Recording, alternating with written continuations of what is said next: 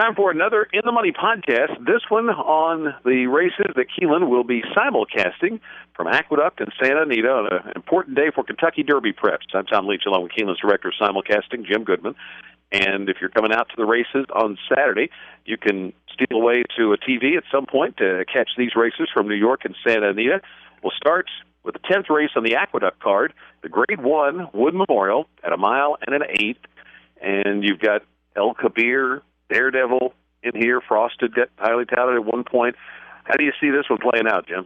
Yeah, I was looking forward to Far From Over running this race, and unfortunately he got hurt last week, so that makes it a little bit less intriguing. I got it down to a couple of horses. I think Frosted has a shot for Kieran McLaughlin, but I really wasn't very impressed with the Fountain of Youth run for him after a decent run of the Holy Bull. So I think Frosted may be a notch below the two top choices here, and El Kabir, the 5, and Daredevil, the 6. There's not much to separate them. I think El Kabir won in the Gotham, may not have cared for the muddy track, but he won anyway. His buyer dropped to 88 from a 95 and a 93. I really don't like that pattern. He's run 3 times this year, and it's 95, 93, 88. If you assume that he didn't like the muddy track and the track played slower, the times are pretty much the same as they were in his race before, but the finish time was 2 seconds slower the last quarter of a mile. So I think that El Kabir is going to be the favorite. I think he's beatable by possibly Daredevil. His swale was not that bad, but he was 3-5, and he got beat by Ready for Rye, which was a not very highly touted horse. And very speed-favoring track down there, so I'm going to give him that as a pass, and I'm going to say Daredevil is going to upset El Kabir here. Not going to be a big upset. You're not going to get a whole lot of money. The horse I would play underneath at a price maybe is Tiz Shay D, the one horse for Bill Mott. Coming out of the Gotham, got beat by 2 3/4 by El Kabir. That's only his second lifetime start, and he didn't get started until Park's race on February 7th, so he's only got 2 lifetime starts, got a lot of upside. I would give him a shot to get in the money and maybe wheel El Kabir and Daredevil and an exacta over Tiz Shay D. I am going for a price in here. I'm not convinced that all the leading contenders really relish the longer distances, 1 mile and an eighth and further. And so I thought they could be vulnerable, and I decided to take a shot with Lieutenant Colonel. And the main reason why is this horse had a troubled trip in the Gotham, really big in his debut race. And then off that, Chad Brown put him in the Gotham, and he got some trouble early and then just didn't do much running. And off that, you would think, well, maybe the trainer took his shot at tried to get him in the Derby. They'll regroup, get him in an allowance race, and build back up for another spot. No, he puts him back in a Grade 1, and mainly off that angle, and I read Ortiz take the ride. Off those 2 angles, I'm going to take a shot at a price with Lieutenant Colonel and then use him with El Kabir, with Daredevil, and with Frosted and exactas. And it'll be a nice price, so hopefully he can get it to the wire first or second and at least make the exacta nice. The 11th race is the Carter, 7 furlongs, Grade 1 for 4-year-olds and up. I like the big beast in here. Tony Dutrow is 27%. His second time off the layoff, which this horse is. He debuted out at Oakland. Won the Grade 1 King's Bishop at 7 furlongs last year, so it's at this distance. And as a 4-year-old, I think he's still got some upside left, where maybe the others don't anymore. So I'm going to use the big beast with Clearly Now, the 2, the 1 Dad's Caps, the 7 Wild Dude just on the angle of Hollendorfer shipping in. And I'm going to go against Palace, a lot of class there, but maybe thinking he might need one. So the big beast for me in the Carter. What about you? Yeah, I think Palace as well might need one. You hate to see the Carter handicap is a prep race, but he's been off since the Breeders' Cup Sprint, so I don't think he's going to be fully cranked for this. And a couple of horses intrigue me a little bit more. The Big Beast is one of them, but I'm actually going to go for Dad's Caps. I think he goes to the lead from the rail.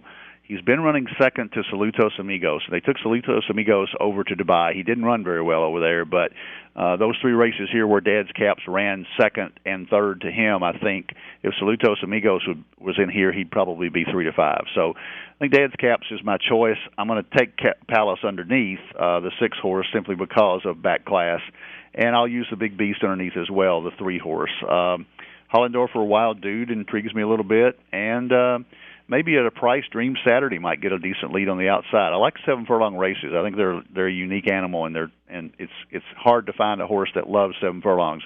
But Dad's capped at 2 for 2 at Aqueduct and has a win at the distance. So I'm going to go with him on top. Let's move to Santa Anita. 7th race there is the Grade 1 Santa Anita Oaks, a prep for the Kentucky Oaks for 3-year-old fillies. They'll go a mile and a 16th. And who did you like? Well, this is almost a rerun of the St. Isabel, and Stellar Wind won that for John Sadler with a 91 buyer and seemed to have a lot left in the tank. She didn't get off to a great start, and I think that they moved this filly from Donald Barr's barn to John Sadler, a lot bigger name, and the last 2 races have been very impressive. They shipped her from Laurel out to Santa Anita, and first time she sets foot at Santa Anita, she wins at 7-1, so she's got a lot of upside. So I'm going to take Stellar Wind on top. Luminance is a horse for Bob Baffert you've got to put in there, 2 for 2, won at Del Mar on the Polytrack first out, and then beat Wild at Heart, who's my other horse in here. Just barely beat her, but I think just because she's only got 2 lifetime starts, and Wild at Heart was in her 3rd lifetime start, I think you can make a case for her being a little bit better. Wild at Heart would be my 3rd choice. So Stellar Wind, the 6, on top of Luminance, the 5, and the 7, Wild at Heart. I'm going to go with Luminance. Off the trainer angle again, Baffert's making a bold move here. I think she should improve second time off the layoff and working like Baffert's horses often work when they're ready to fire a good shot. So I'm going to take Luminance. Not a real strong pick, but hoping to get a little bit of a price. Light the City, Glory, Stellar Wind, the 1, the 2, and the 6 are the ones that I would use with Luminance. The Grade 1 Santa Anita Derby is the last race we want to look at. It's the 8th race on the Santa Anita card Saturday. 3-year-olds going a mile and an 8. And Dortmund is going to be the big favorite in here. It's a small field. I'm going to take the horse I tried to beat Dortmund with last time, and that's Prospect Park. I'm thinking that the 2 things that will help him, the stretch out in distance and the fact that he's got that race under his belt in the San Felipe against Dortmund. Maybe just a slight amount of trouble in there for Prospect Park to get loose, to get clear run late. I think he's a horse that's still improving if you look at his speed figures. Dortmund, I'm not sure if he is. So I'm going to take a shot that Prospect Park could turn the tables on number 1, the undefeated Dortmund. Bolo's the other one I would maybe throw in there in an exacta with Prospect Park, but pretty strong on the 5-1-1-5 in the Santa Anita Derby for me. Number 5, Prospect Park. How about you? That would be my 3 horses as well. This race came up short, and I would imagine that the horses out on the West Coast just don't want to run against Dortmund. And he's convinced me that the 2 wins over Firing Line, and I like Firing Line. I'll go on a limb right now. I think he's got a big shot in the Derby. I thought those 2 races against Dortmund were just nail biters right to the end, and then Firing Line comes back and wins, so easily in the Sunland. So I think Firing Line is going to be my choice in the Derby. I like Dortmund. I think he's proven that a horse can look him in the eye and he just runs right with him. So I see no reason that he's going to lose to this field. I do like Prospect Park. He moved up a lot in the San Felipe. Dortmund beat him by a length and a quarter. There can be an argument that the extra 16th could help that horse. But I also like Bolo. Bolo's first race on dirt after 3 pretty impressive turf races, and he ran just behind Prospect Park, just got past at the wire. And I think both those horses have some upside. So it's going to be an interesting race between those 3. I think the rest of the field you can toss, but I think those 3 are going to be right at the wire. So if you like one, wheel it on top. And I would wheel Dortmund on top of those 2 horses, and probably maybe even a $20 trifecta. Spend $40 and try to make a little bit of money on the race. But Dortmund is my choice.